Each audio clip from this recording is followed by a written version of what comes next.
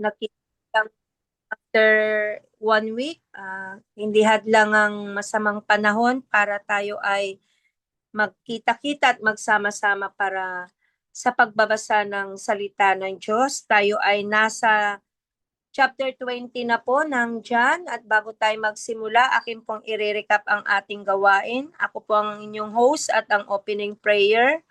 At sa pagbabasa ng verse 1 to 15, Sister Flor, at 16 to 31, Sister Mildred, at ang closing prayer ay Sister Lisel. Tayo po muna ay sumandaling pumikit at manalangin. Hallelujah, glory to you, Lord. Hallelujah. O aming Ama, nagpupuri kami at nagpapasalamat sa iyong kadakilaan, sa iyong kapangyarihan, sapagkat ikaw ang Diyos na makapangyarihan sa lahat. Ikaw ang Diyos na tangi naming sandigan, ang matibay naming kanlungan, Panginoon. Ikaw ang aming pag-asa sa aming mga buhay. Pinupuri ka namin, Panginoon, at pinasasalamatan, hindi lamang sa panahon na mabuti at maganda ang aming mga buhay, Panginoon, kundi sa mga panahon na dumadaan po kami sa iba't ibang mga pagsubok, suliranin. Panginoon, maraming salamat po. Opo, nagbibigay ng kapayapaan, kapanatagan at kaaliwan, Panginoon, sa amin. Dalayan po namin, Panginoon, na abutin mo, O Diyos, ang aming mga kababayan, kapatiran, Panginoon, na dumadaan po sa mga kasubukan sa panahon na ito. Aliwin mo, Panginoon, yung mga nawalan ng mga mahal sa buhay, mga nasasaktan, nalulungkot, Panginoon. Tunay nga na sa iyo lamang po kami tatakbo, lalapit, hihingi ng tulong. Sapagkat kayo lamang po, Ama, ang makakaunawa po sa amin, Panginoon. Maraming salamat po, dakilang Diyos, sa pag-iingat sa aming mga buhay, maging sa aming buong sambahayan, Panginoon. Salamat sa pamilya na ipinagkatiwala niyo po sa amin, na meron po kami, Panginoon. Salamat po sa mga sakit na inyong pinagaling. Salamat po, ikaw po ang nagpro-provide ng aming mga pangangailangan. Ama, sa oras na ito, pagpalain niyo po ang bawat salita na aming babasahin. Pagpalain niyo po, Panginoon, ang bawat isa sa amin na narito, Panginoon, maging sa mga nakiki-join, nakikibasa sa gawain na ito, Panginoon Diyos. Maraming salamat po, aming Ama, sa iyo laming pinagkakatiwala ang oras na ito. Muli po, tinataas ka namin, tinadakila. Ito pong aming panalangin may pasasalamat. Sa pangalan ni Jesus, Amen. Amen. John chapter 20, ang muling pagkabuhay ni Jesus.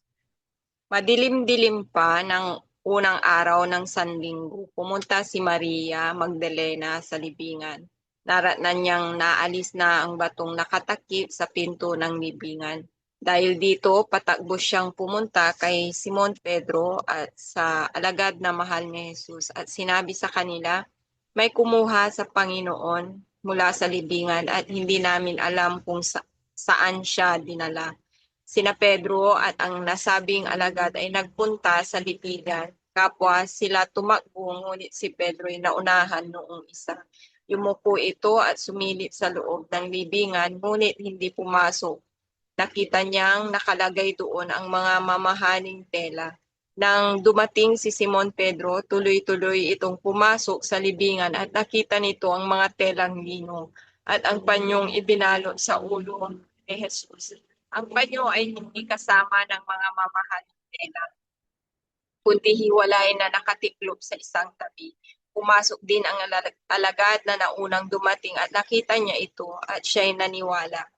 Hindi pa nila naunawaan noon na si Jesus ay kailangang muling mabuhay ayon sa kasulatan at umuwi ang mga alagad. Si Maria ay nakatayong umiiyak sa labas ng libingan. Nang yumuko siya at sumilip sa loob, may nakita siyang dalawang anghel na nakadamit ng puti at nakaupo sa pinaglagyan ng bangkay ni Jesus. Ang isa ay sa gawing ulunan at ang isa na may sa paanan. Tinanong nila si Maria, "Babae, bakit ka umiiyak?" Sumagot siya, "May kumuha po sa aking Panginoon at hindi ko alam kung saan siya dinala." Pagkasabi nito'y napalingon siya, nakita niya si Jesus na nakatayo roon. Ngunit hindi niya nakilalang si Jesus iyon. 15. Tinanong siya ni Jesus, "Babae, bakit ka umiiyak? Sino ang hinahanap mo?"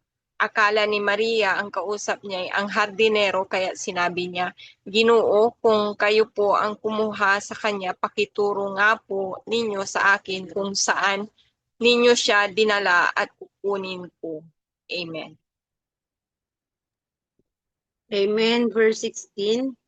Sinabi sa kanya ni Jesus, Maria, lumingon siya at nagsabi sa kanya sa wikang Hebreo, Pabrod, na ang ibig sabihin ay guro, ay Raboni.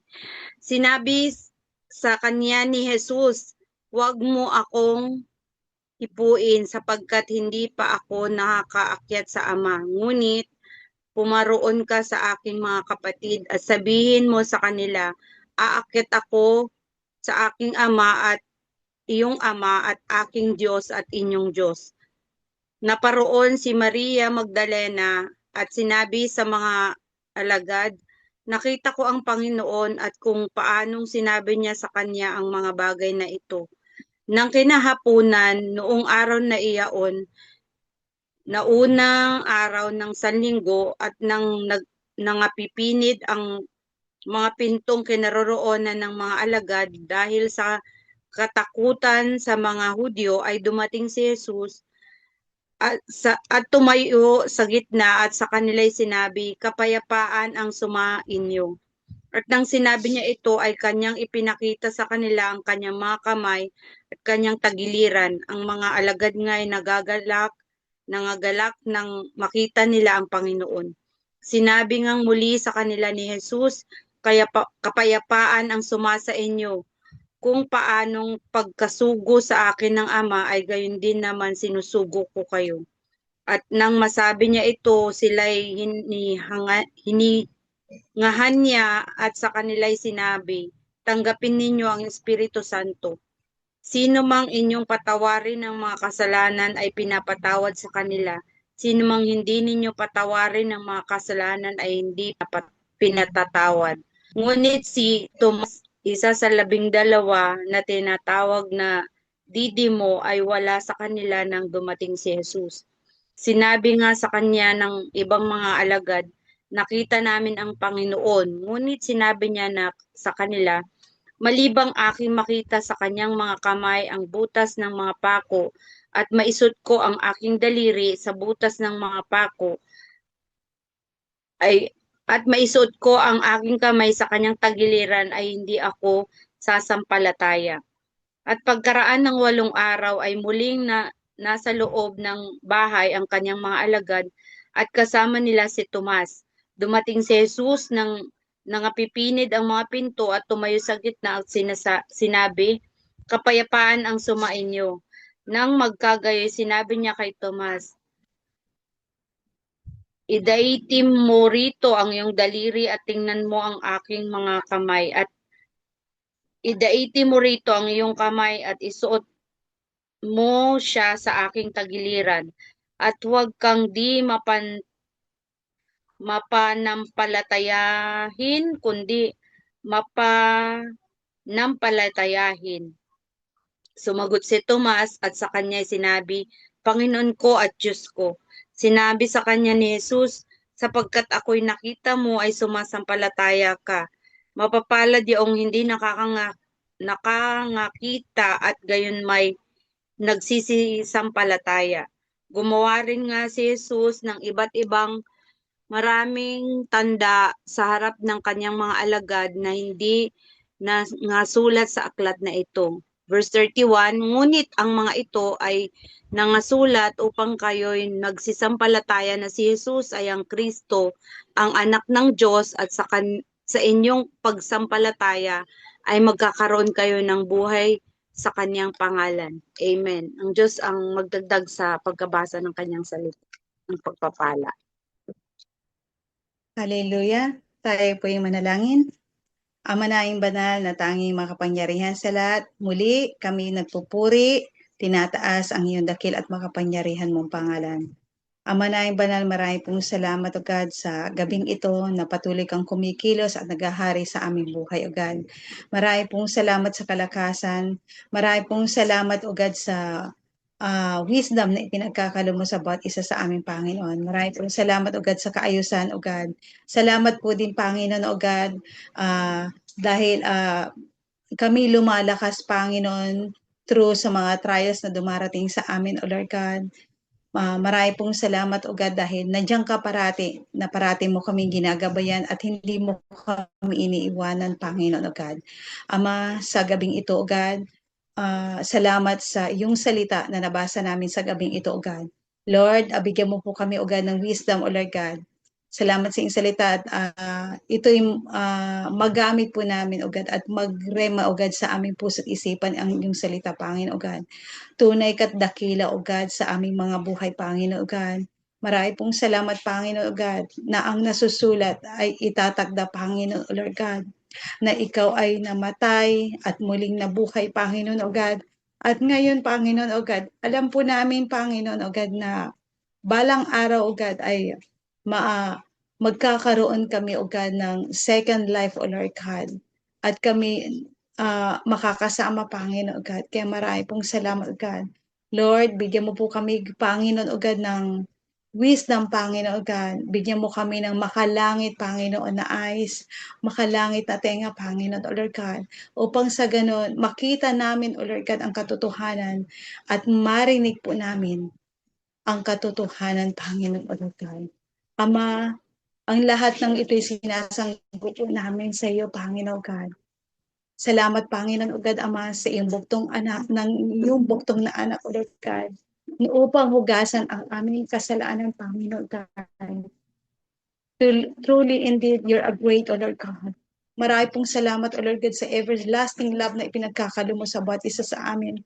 Kami nagkukulang, Panginoon, O God, but then dahil sa iyong pagmamahal, kami ay binabago mo, kaya patuloy kami na God, sa gabi o God, pwedeng sa iyong salita, Panginoon, ang nanasin sa mga kaya, sa kanta, dumaan man kami sa apoy, hindi kami masusunog, dumaan kami man sa bagyo o sa dagat, hindi kami malulunod. Kasi ikaw ang aming sandigan. Ikaw po, Panginoon o God. At inaalay po namin, O Lord God, ang buhay po namin sa iyo, Panginoon o God. Ikaw po, O Lord God, ang bahala sa amin, O God. We lift up everything to you, O Lord God. Lord, marami pong salamat sa wisdom, O God. Dumaranas kami, Panginoon, ng bagyo ngayon. But then, Panginoon o God, wala yan, Panginoon o God. Dahil, O God, gagabayan mo, O Lord God. Dumanas kami man ng kahit anumang pagsubok, Panginoon o God. Lord, kami ay lumalapit sa iyo at naniniwala po kami by faith na hindi mo kami iwan, pababayaan man. Dahil lahat ng mga bagay na nararanasan namin, Panginoon o God, alam po namin na may kasolusyon, Panginoon o God. Through your guidance, through your help, to the guidance of the Holy Spirit. Sabi mo sa iyong salita, Panginoon God, wala ka man dito sa ibabaw, Panginoon God. Pero ang banal na salita, ang siyang mananan sa amin. So, we claim it, O Lord God, in your mighty name, Panginoon God. Lord, ikaw na pong bahala, Panginoon O God, ang mapagaling sa aming mga karamdaman, Panginoon God. Lord, ikaw po, O God, ang aming physician, Panginoon God. Marami pong salamat din, Panginoon God, sa mga doktor na ginagawa mong instrument, O God, upang kami pagalingin sa aming mga sakit. Lord God, sa iyo po